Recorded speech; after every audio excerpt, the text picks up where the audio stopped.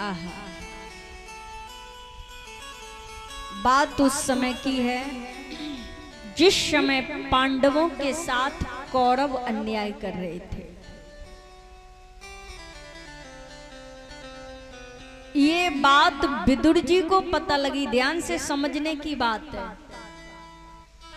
पता लगी, विदुर जी को पता लगी कि इस समय अन्याय हो रहा है, लेकिन ध्यान रखना अन्याय की बेल पर कभी अमृत का फल नहीं आता है। अन्याय करोगे तो कुछ समय बाद आपके साथ डबल अन्याय होगा। दुर्योधन से कहा, देखो ये अच्छी बात नहीं है, आप पांडवों के साथ में अन्याय कर रहे हैं। दुर्योधन ने कहा, ऐसा है विदुर काका जी, हमारे राज्य से आप चले जाइए, हमें ज्यादा उपदेश देने की जरूरत नहीं है। उसी वक्त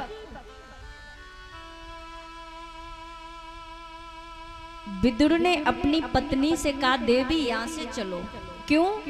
क्योंकि बुराई करने वाले से भी ज्यादा पापी वो होता है जो बुराई इन कानों से सुनता है। दूसरी बात, अन्याय करने वाले से भी ज्यादा पापी वो होता है जो अन्याय इन आंखों से देखता है।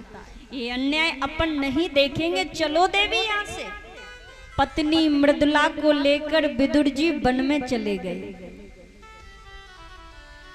कोई बात नहीं, 12 वर्षों से उनके घर में भोजन भी नहीं बना। इतने गरीब थे लेकिन दरिद्र नहीं थे। गरीब कौन है और दरिद्र कौन है? सच तो ये है कि कोई दे दे वो ले लो, लेकिन मांगो मत। मांगोगे तो दरिद्र हो जाओगे। पता है 7वें दिन सुदामा जी की कथा आती है। सुदामा जी गरीब थे लेकिन वो दरिद्र नहीं थे। बहुत सुंदर प्रसंग है, वो उसी दिन बताऊंगी।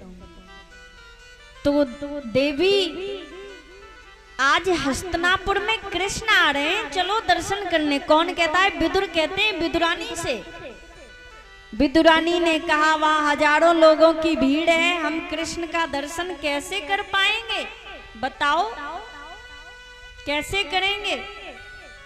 तो विदुर ने कहा, एक बात कहूं, हम उनका दर्शन कर पाए या न कर पाए कोई बात नहीं, एक नजर कृष्ण की हमारे ऊपर पड़ जाएगी देवी तो जीवन धन्य हो जाएगा। इसलिए चलो हम हस्तिनापुर चलते हैं।